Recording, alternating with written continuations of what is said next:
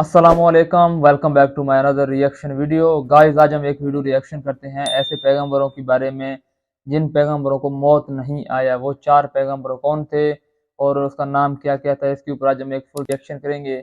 आप भाइयों और बहनों से गुजारिश है कि वीडियो पूरा वॉच करें, बहुत इंटरेस्ट होने वाली है। तो बिना वेस्ट के टाइम चलते हैं अपने मौजू की तरफ। बिस्मिल्लाहिर्रहमानिर्रहीम। अस्सलामुअलैकुम प्यारे दोस्तों, आज के वीडियो में हम 4 जिंदा नबियों का तज़किरा करेंगे कि वो 4 ऐसे कौन से नबी हैं जिनको मौत नहीं आई। प्यारे दोस्तों, आज से करोड़ों साल पहले अल्लाह ताला ने इस कायनात को तख्लीक फरमाया और फिर हज़रत आदम अलैहिस्सलाम के ज़रिए इस कायनात के अंदर इंसानी ज़िंदगी की बुनियाद रखी। इस तरह अल्लाह ताला ने इस रुए ज़मीन पर बेशुमार कौमों को आबाद फरमाया और इन कौमों की तरफ अपने बेशुमार अंबिया इकराम को मबूस फरमाया। हर एक कौम की तरफ मुख्तलिफ अंबिया इकराम उनकी हिदायत के लिए तशरीफ़ लाए, यहाँ तक कि 1,24,000 कमोबेश अंबिया इकराम इस ज़मीन पर जलवा अफरोज़ हुए। फिर अल्लाह ताला ने अपने प्यारे हबीब हज़रत मोहम्मद मुस्तफ़ा सल्लल्लाहु अलैहि वसल्लम पर नबुव्वत का दरवाज़ा बंद कर दिया। अब क़यामत तक कोई भी नबी इस दुनिया में तशरीफ़ नहीं लाएगा। प्यारे दोस्तों, इस तरह बेशुमार अंबिया इकराम अपने अपने वक्त में अपनी अपनी कौमों की तरफ आए और दुनिया से वापस चले गए। लेकिन 4 अंबिया इकराम ऐसे हैं जो आज भी ज़िंदा हैं और आज भी लोगों की मदद कर रहे हैं और उनको हिदायत की तरफ बुलाते हैं। ये 4 अंबिया इकराम कौन कौन से हैं और अल्लाह ताला ने इन अंबिया इकराम को किस वजह से ज़िंदा रखा है और इनके ज़िंदा रहने की कौन सी वजूहात हैं। अगर आप ऐसी ही इस्लामिक और मालूमात भरी वीडियोज़ देखना पसंद करते हैं तो हमारे इस चैनल को लाजमी सब्सक्राइब करें। प्यारे दोस्तों, मुख्तलिफ रवायात और अहादीस नबवी की रोशनी में 4 ऐसे अंबिया इकराम का जिक्र मिलता है जिनको अल्लाह ताला ने आज भी ज़िंदा रखा हुआ है। ये 4 नबी कब तक ज़िंदा रहेंगे? प्यारे दोस्तों, पहले नबी जिनके ज़िंदा होने का जिक्र कुरान मजीद में भी मिलता है वो हज़रत ईसा अलैहिस्सलाम हैं। जब हज़रत ईसा अलैहिस्सलाम ने नबुव्वत का ऐलान किया और उन्होंने अपने इर्द गिर्द के लोगों को जमा किया और उनको जमा करके बताया कि मैं अल्लाह की तरफ से भेजा हुआ नबी हूँ और मैं दावत हक़ देने के लिए मबऊस हुआ हूँ। लेकिन जिस कौम की तरफ अल्लाह ताला ने हज़रत ईसा अलैहिस्सलाम को मबऊस फरमाया वो कौम यहूदी थी और उनकी किताबों में वाज़े लिखा था कि अल्लाह ताला का एक नबी आएगा जो यहूदियों के दीन को ख़त्म कर देगा। और इसी डर की वजह से यहूदियों ने हज़रत ईसा अलैहिस्सलाम को कत्ल करने का मंसूबा बना लिया कि अगर हज़रत ईसा अलैहिस्सलाम ज़िंदा रहे तो हमारे दीन को ख़त्म कर देंगे। चुनांचे हज़रत ईसा अलैहिस्सलाम अल्लाह ताला के हुक्म के मुताबिक उन यहूदियों को दीन हक़ की तरफ बुलाते रहे और दीन हक़ देते रहे। लेकिन वो बदबख्त कौम आप पर ईमान ना लाई और आपको जुटलाती रही और आप पर तानाकशी करती रही। जब हज़रत ईसा अलैहिस्सलाम को यकीन हो गया कि ये लोग मेरी किसी बात का यकीन नहीं करेंगे और इसी जहालत पर रहेंगे, तो एक दिन हज़रत ईसा अलैहिस्सलाम ने सब यहूदियों को इकट्ठा किया और उन सब से कहा, आप लोगों में से कौन है जो अल्लाह ताला के दीन पर ईमान लाता है? तो उनमें से तकरीबन 12 या 19 लोग ऐसे थे जिन्होंने इस बात का इकरार किया कि हम अल्लाह ताला की वहदानियत पर ईमान लाते हैं और हम आपका दीन कबूल करते हैं। आप ही हमारी बख्शिश का ज़रिया बनेंगे। और उन खुश नसीब लोगों के अलावा बाकी तमाम लोग ऐसे थे जिन्होंने दीन कबूल न किया और हज़रत ईसा अलैहिस्सलाम को उसी तरह जुटलाते रहे और अपने साबिका दीन यानी यहूदियत पर कायम रहे। चुनांचे जब ये चंद लोग हज़रत ईसा अलैहिस्सलाम पर ईमान ले आए, यहूदियों ने देखा कि लोग अगर इसी तरह हज़रत ईसा अलैहिस्सलाम पर ईमान लाते रहे तो हमारा दीन ख़त्म हो जाएगा। क्यों ना हज़रत ईसा अलैहिस्सलाम को दावत हक़ देने से रोका जाए। और इस तरह तमाम यहूदियों ने आपस में मशावरत के बाद हज़रत ईसा अलैहिस्सलाम को कत्ल करने का मंसूबा बना लिया। चुनाचे यहूदियों ने एक तोती अनूस नामी शख्स को मुकर्रर किया। वो शख्स हज़रत ईसा अलैहिस्सलाम को कत्ल करने के लिए आया। उधर जब तोती अनूस हज़रत ईसा अलैहिस्सलाम के पास पहुंचा और इस इरादे से जा रहा था कि मैं आपको आज कत्ल कर दूंगा, तो अल्लाह ताला ने अपने फरिश्ते को हुक्म दिया कि जाओ और हज़रत ईसा अलैहिस्सलाम को आसमान की तरफ उठा कर ले आओ।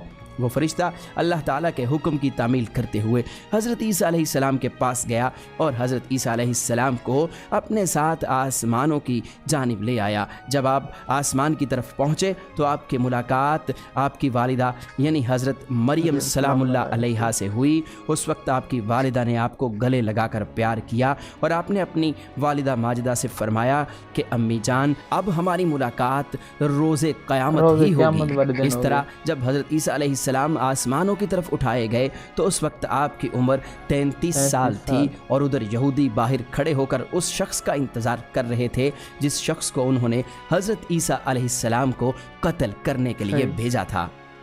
कि न जाने कब तोती अनूस हज़रत ईसा अलैहिस्सलाम को कत्ल करके बाहर आएगा। इस तरह जब काफ़ी देर हो गई तो वो शख्स वापस ना आया तो उस वक्त तमाम यहूदी हज़रत ईसा अलैहिस्सलाम के घर की तरफ गए कि आखिर देखें तो सही माजरा क्या है।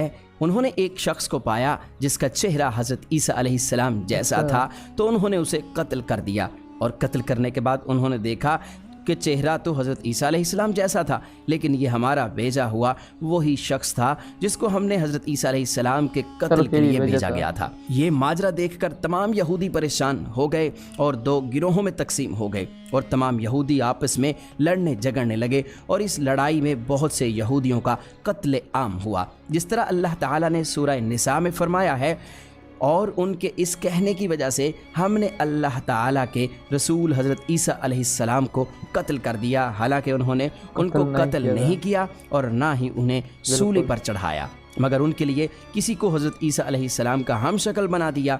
और बेशक जो लोग उनके बारे में इख्तिलाफ़ कर रहे हैं वो शक में हैं और उनके पास कुछ भी इल्म नहीं है, मगर ये लोग गुमान की पैरवी कर रहे हैं, बल्कि हज़रत ईसा अलैहिस्सलाम को अल्लाह ताला ने आसमान की जानिब उठा लिया। यकीनन वो कत्ल नहीं हुए और अल्लाह ताला बेशक गालिब हिकमत वाला है। अल्लाह ताला ने हज़रत ईसा अलैहिस्सलाम को अपनी हिकमत के ज़रिए आसमान की जानिब उठा लिया। हदीस नबवी में है कि नबी करीम सल्लल्लाहु अलैहि वसल्लम ने इरशाद फरमाया कि हज़रत ईसा अलैहिस्सलाम क़यामत से पहले ज़मीन पर तशरीफ़ फरमाएंगे और सुन्नत नबवी के मुताबिक ज़िंदगी गुजारेंगे और हज़रत ईसा अलैहिस्सलाम ही सलीब को तोड़ेंगे और दज्जाल का जड़ से ख़ातिमा करेंगे। और हज़रत ईसा अलैहिस्सलाम इस दुनिया में 7 बरस तक रहेंगे। अल्लाह ताला के दीन को आम फरमाएंगे। आपको मदीना की सरजमीन में गुंबद खज़रा में दफन किया जाएगा। और जो लोग ये अक़ीदा रखते हैं कि हज़रत ईसा अलैहिस्सलाम माअज़ल्लाह कत्ल हो गए या सूली पर लटकाए गए, तो वो दायरा इस्लाम से खारिज हैं और वो कुफ्र कर रहे हैं। प्यारे दोस्तों, अब बात करते हैं दूसरे नबी जिनको अल्लाह ताला ने ज़िंदगी अता की हुई है, वो हज़रत खिज़र अलैहिस्सलाम हैं।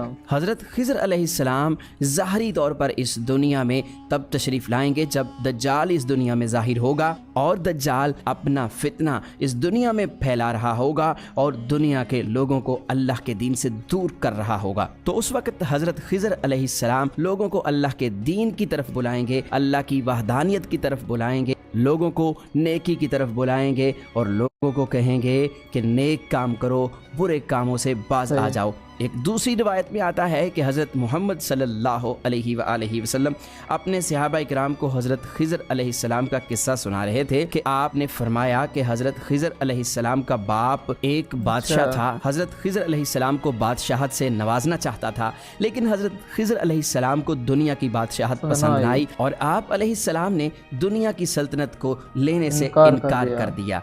आपने अपने वालिद गिरामी से कहा कि मैं इस दुनिया की सल्तनत नहीं लेना चाहता, तो इस तरह आप अपने वालिद से नाराज़ होकर जंगलों की तरफ चले गए और जहाँ पर उन्हें कोई भी ना ढूंढ सका और वहाँ आप इबादत इलाही में मसरूफ़ हो गए। और इसी दौरान आपका गुज़र एक आब हयात के चश्मे के करीब से हुआ और चश्मे से पानी पीकर आप ता हयात ज़िंदा रहने में कामयाब हो गए। और आपका ता हयात ज़िंदा रहने का जिक्र काफ़ी रवायात में मिलता है। حضرت انس رضی اللہ تعالی عنہ نے ایک روایت نقل کی ہے کہ جب اللہ تعالیٰ کے پیارے نبی حضرت محمد صلی اللہ علیہ وآلہ وسلم کا ظاہری انتقال ہوا تو ایک بزرگ سارے مجمع سے ہوتا ہوا حضور انور حضرت محمد صلی اللہ علیہ وآلہ وسلم کے جسم اطہر کے پاس آ کر رک گیا اور اس شخص نے کچھ پڑھا اور پھر واپس چل دیا۔ تو اس کے جانے کے بعد وہاں موجود صحابہ اکرام نے پوچھا کہ یہ شخص کون تھا؟